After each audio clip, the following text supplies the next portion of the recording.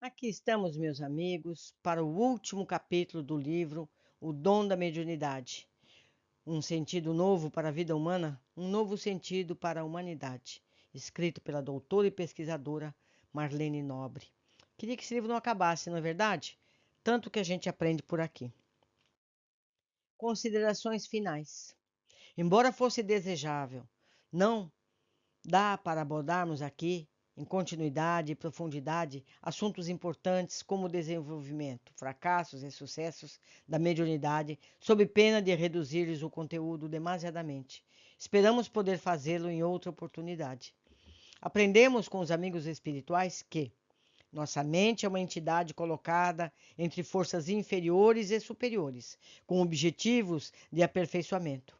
Nosso organismo perispiritual, fruto sublime da evolução, quando ocorre ao corpo físico na esfera da crosta, pode ser comparado aos polos de um aparelho magnetoelétrico. O espírito sofre a influenciação inferior através das regiões em que se situam o sexo e o estômago e recebe os estímulos superiores, ainda mesmo procedentes de almas tão sublimadas, através do coração e do cérebro. Isso está descrito em Libertação, capítulo 2, livro esse recomendável que se leia e estude. Gravitamos, pois, entre os apelos dos círculos mais baixos do mundo espiritual, dos quais ainda não conseguimos nos desvencilhar, apesar de tantos milênios sobre a Terra e milhões de apelos santificantes que nos convidam à ascensão para a gloriosa imortalidade. Por enquanto, ainda não conseguimos muito sucesso espiritual, como lembra Chico Xavier. Até agora, as criaturas humanas se fixam nos processos de vivência, tendo o egoísmo por base, arredando-se das cogitações comuns às questões da sensibilidade, quando afetada pelos sofrimentos e necessidades dos outros. Ele ressalta que isso estabeleceu um antagonismo entre a mente humana vulgar e as possibilidades de contato com a vida fora da matéria densa.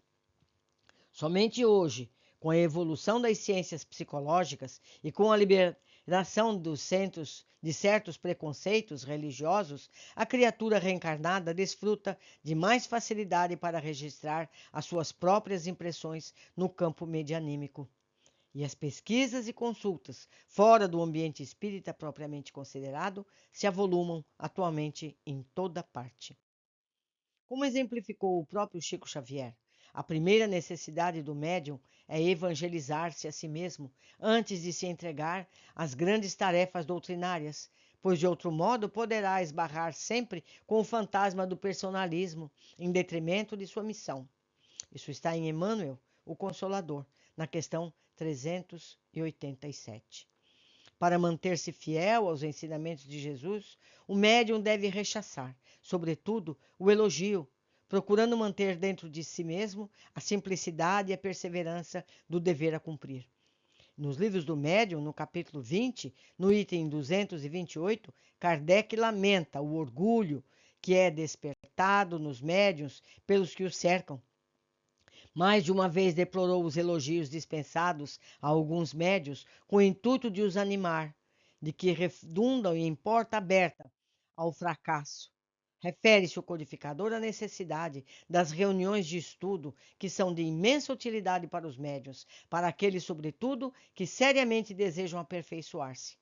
Muitos, diz ele, a elas não comparecem dominados pela presunção de infabilidade. Com isso esbarram em grandes tropeços, principalmente no campo da obsessão e da fascinação.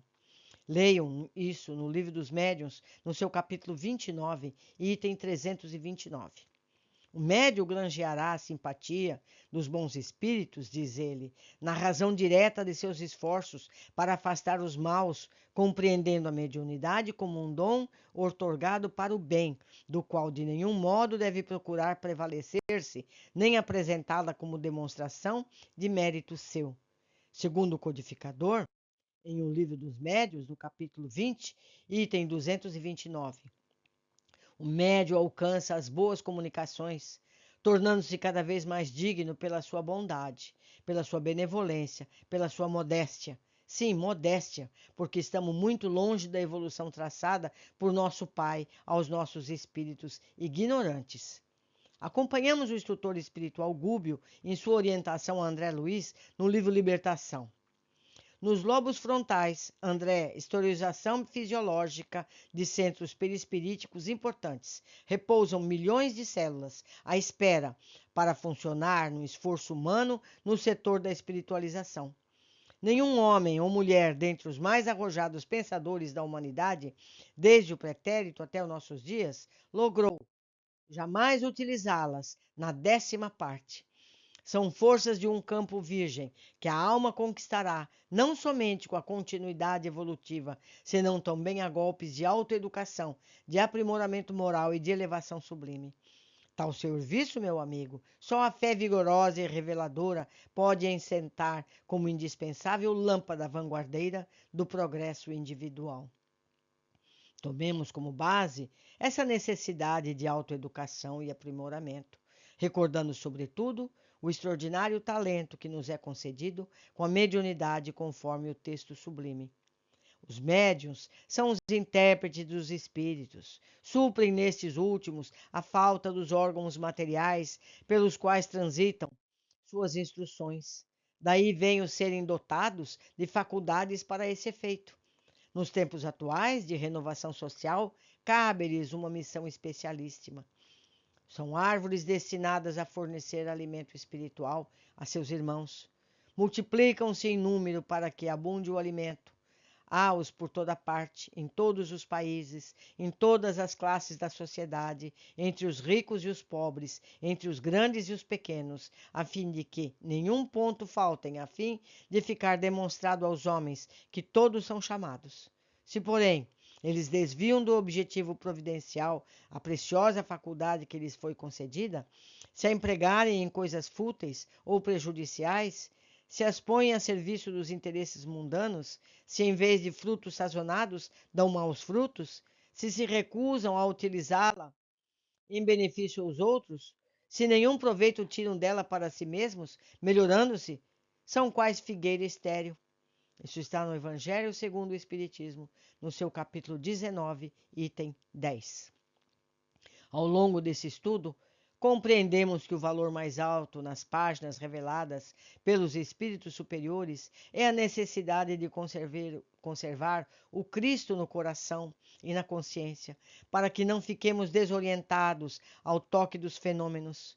Nos domínios da mediunidade, vejam o prefácio de Emmanuel.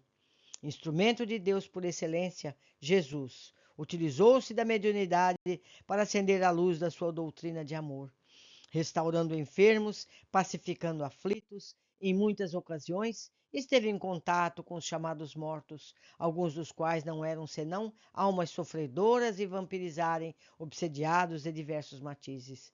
E além de surgir em colóquio com Moisés, materializado no Tabor, ele mesmo é o grande ressuscitado, legando aos homens o sepulcro vazio e acompanhando os discípulos com acendrado amor, para que eles continuassem o apostolado de bênçãos. Eu vou agora, meus amigos, postar o vídeo depois desse último capítulo com a bibliografia, que é muito extensa. Então eu montei um vídeo com todas as páginas. Vocês podem parar o vídeo e anotar o livro que tiverem interesse.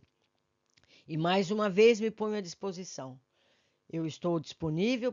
Se eu tiver algum desses livros, basta solicitar, está aqui meu e-mail, e eu mandarei imediatamente para vocês. Um abraço, eu espero vocês em breve no nosso próximo livro. Adeus.